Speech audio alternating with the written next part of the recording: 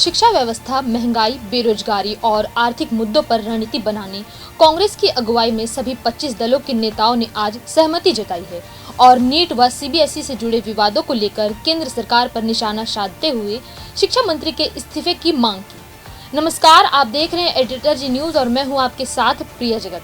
दिल्ली के constitution club में आज सोमवार को इंडिया ब्लॉक गठबंधन की बैठक हुई। इस बैठक में कांग्रेस के राष्ट्रीय अध्यक्ष मल्लिकार्जुन खड़गे, कांग्रेस सांसद राहुल गांधी, सोनिया गांधी, टीएमसी प्रमुख ममता बनर्जी, समाजवादी पार्टी के अध्यक्ष अखिलेश यादव समेत अन्य दलों के वरिष्ठ नेता शामिल हुए। खड़गे ने मीडिया को संबोधित करते हुए कहा कि इंडिया ब्लॉक गठबंधन की बैठक में 25 राजनीतिक दल शामिल हुए हैं।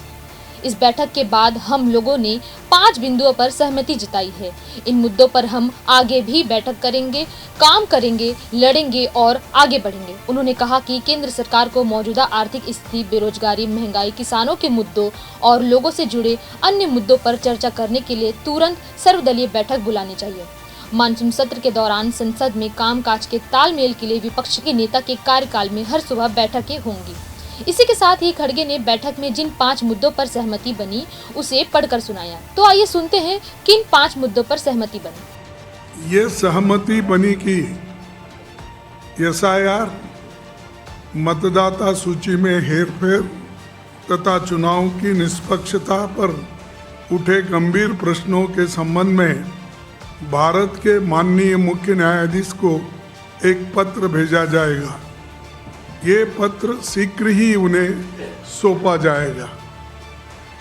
दूसरा मुद्दा, लाखों विद्यार्थियों को प्रभावित करने वाले अनेक गंभीर मुद्दों की स्थिति को देखते हुए ये सर्वसम्मति से निर्णय लिया गया कि शिक्षा मंत्री को तत्काल इस्तीफे की हम मांग कर रहे हैं, वो इस्तीफा देना चाहिए, क्योंकि उनके कार्यकाल में नीट और सीबीएसई परीक्षाओं में शामिल लाखों युवकों के साथ विश्वासघात हुआ है। आज लाखों युवा आज रास्तों पे खड़े हुए हैं। तीसरा, वर्तमान गंभीर आर्थिक स्थिति, बढ़ती बेरोजगारी, महंगाई, एट्रॉसिटीज़ और किसानों के मुद्दों को हम उठाते रहेंगे और जन सरोकारों से जुड़े अन्य महत्वपूर्ण मुद्दों पर भी हम चर्चा किए हैं। उसको केंद्र सरकार के तत्काल सर्वदलीय बैठक बुलाना चाहिए और सर्वदलीय बैठक अगर बुलाएंगे तो इस सारे मुद्दों को हम उनके सामने रखेंगे। चौथा, यह सहमति बनी कि इंडिया गठबंधन के सभी दल प्रत्येक 2 माह में बैठक करेंगे। अगली बैठक अगस्त माह में हैदराबाद में आयोजित की जाएगी। पांचवा, मानसून सत्र के दौरान संसदीय समन्वय जारी रहेगा और प्रतिदिन प्रातःकाल माननीय नेता प्रतिपक्ष उनके कार्यालय में समन्वय बैठक आयोजित की जाएगी। ये इतने विषय हैं और इन विषयों पे सहमति बनी है। हम सभी यूनानिमसली इसको दी है। उद्धव ठाकरे जी और हेमंत सोरेन जी भी वो ऑनलाइन पे बात किए, अपने विचार रखे, वो भी इस सारे चीज़ों मुद्दों पे सहमत है। बस यही आपको कहना था, संदेश आपको देना था। इसीलिए हम सभी पार्टी के सभी नेता दल यहाँ पर बैठे हैं। आपको सभी को धन्यवाद।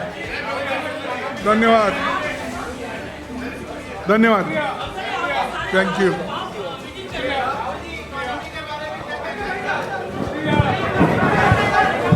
बता दें कि मल्लिकार्जुन खड़गे ने कहा कि यह तय हुआ है कि इंडिया गठबंधन की सभी पार्टियां हर 2 महीने में बैठकें करेंगी और अगली बैठक अगस्त में हैदराबाद में होगी।